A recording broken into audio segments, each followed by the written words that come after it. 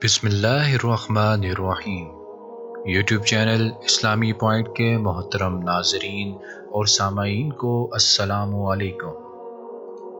نئے آنے والے تمام سامعین سے گزارش ہے کہ ہمارا یوٹیوب چینل سبسکرائب کر لیجئے۔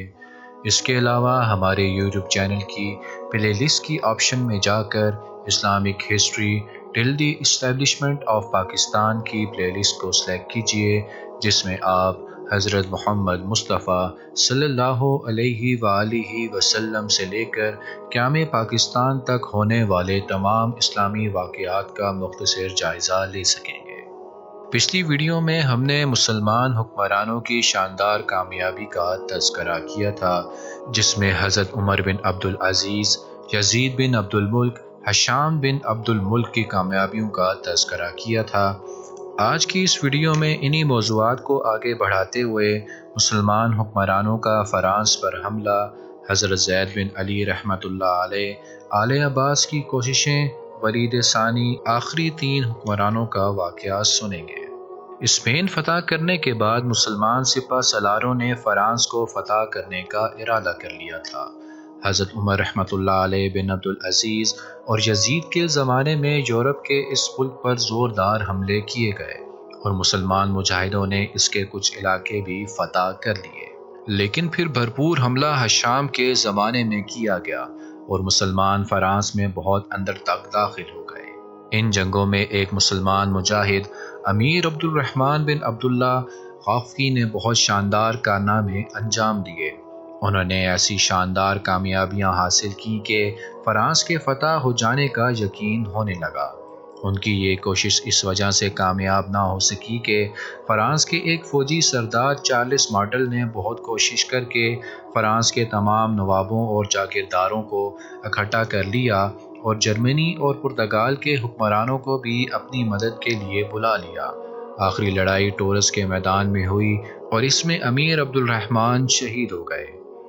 ہشام کے زمانے میں حضرت امام حسین رضی اللہ عنہ کے پوتے حضرت زید رحمۃ اللہ علیہ بن علی رحمۃ اللہ علیہ بن حسین نے اپنی خلافت قائم کرنے کی کوشش کی۔ بات یہ تھی کہ امیر معاویہ ہی کے زمانے سے مسلمانوں کا ایک گروہ یہ خیال کرتا تھا کہ بنی امیہ نے بغیر حق کے اپنی حکومت قائم کر لی ہے۔ انہی لوگوں نے حضرت زید بن علی رحمۃ اللہ علیہ کو اس بات پر تیار کر لیا کہ وہ اپنی حکومت قائم کر دیں۔ اس کے علاوہ اس سلسلے میں ایک بات یہ بھی بیان کی جاتی ہے کہ ہشام نے ایک ملاقات میں حضرت زید رحمۃ اللہ علیہ کے ساتھ توہین آمیز باتیں کی اور پھر وہ اس کے مقابلے میں اٹھ کھڑے ہوئے۔ دونوں میں جنگ ہوئی اور حضرت زید بن علی رحمۃ اللہ علیہ پیشانی پر تیر لگنے سے شہید ہو گئے۔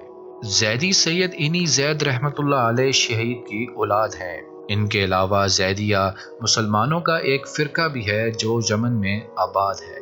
حضرت زید رحمۃ اللہ علیہ بن علی کے شہید ہو جانے کے بعد رسول اللہ صلی اللہ علیہ وآلہ وسلم کے چچا حضرت عباس بن عبد المطلب رضی اللہ عنہ کی اولاد نے اپنی خلافت قائم کرنے کی کوشش کی۔ ان لوگوں کا خیال یہ بھی تھا کہ بنی امیہ کی حکومت جائز نہیں۔ حضرت امام حسین رضی اللہ عنہ کی شہادت کی وجہ سے عراق اور خراساں کے باشندوں میں زیادہ ایسے تھے جو ان کے خاندان سے محبت کرتے تھے اور چاہتے تھے کہ بنی امیہ کی جگہ اس خاندان کی حکومت قائم ہو جائے۔ پھر ایسا ہوا کہ خاندان بنی ہاشمی کے تمام لوگوں نے حضرت عبداللہ بن عباس رضی اللہ عنہ کے پوتے محمد بن علی کو امام مان لیا اور انہوں نے عراق اور خراساں میں اپنی کوششیں بڑھا دیں۔ انہیں ایک خاص کامیابی یہ حاصل ہوئی کہ بہت بہادر اور ہوشیار آدمی ابو مسلم خراسانی ان کا طرفدار بن گیا۔ حالات اسی طرح کے دیکھے ربیع الثانی 125 ہجری 742 میں ہشام کا انتقال ہو گیا اور ولید ثانی حکومت کے تخت پر بیٹھا۔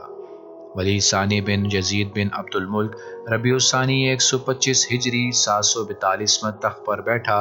یہ شروع وقت سے اپنا زیادہ وقت عیش و آرام کے کاموں میں گزارتا تھا اور اس وجہ سے حکومت کے عہدیدار اسے پسند نہ کرتے تھے۔ حکمران بننے کے بعد اس نے پہلا کام یہ کیا کہ جو امیر اور عہدیدار اس کے مخالف تھے انہیں سزائیں دیں۔ یہ ایک ایسا کام تھا کہ گھر کے لوگ بھی مخالف ہو گئے۔ اس نے اپنے ان مخالفوں کا مقابلہ کیا اور اسی کوششوں میں وہ جمادی الثانی 126 ہجری 743 میں ایک لڑائی کے دوران قتل ہو گیا۔ ولید ثانی کے بعد خاندان بنی امیہ کے 3 حکمران تخت پر بیٹھے۔ رجب 126 ہجری 743 میں یزید ثالث بن عبد الولید عرف یزید الناقص اس نے کل 6 مہینے حکومت کی۔ ذی الحجہ 126 ہجری 743 میں اس کا انتقال ہو گیا۔ ابراہیم بن ولید بن عبد الملک یہ ذی الحجہ 126 ہجری 743 میں حکومت کے تخت پر بیٹھا اور کل 3-4 مہینے حکمران رہا۔ مروان ثانی بن محمد بن مروان عرف حمار یہ ماہ صفر 127 ہجری 744 میں حکمران بنا اور ربیع الاول 132 ہجری 749 تک زندہ رہا۔ ان تینوں حکمرانوں کے زمانے میں ملک کی حالت بہت خراب رہی، جگہ جگہ بغاوتیں ہوئیں اور سب سے بڑی خرابی یہ کہ حکمران یعنی خاندان بنی امیہ کے لوگ آپس میں لڑنے لگے، اور جب یہ حالت ایسی خراب ہوئی تو ابو مسلم خراسانی نے اس حکومت کا خاتمہ کر دیا۔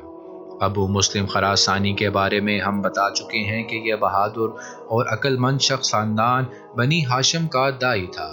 اس نے آگے چل کر بہت بڑی فوجی طاقت اکٹھی کر لی اور پہلے خراساں اور پھر عراق پر قبضہ کر کے بنی امیہ کے عہدیداروں کو ان علاقوں سے نکال دیا، اور ہمار کے ساتھ ہی بنی امیہ کی سلطنت ختم ہو گئی۔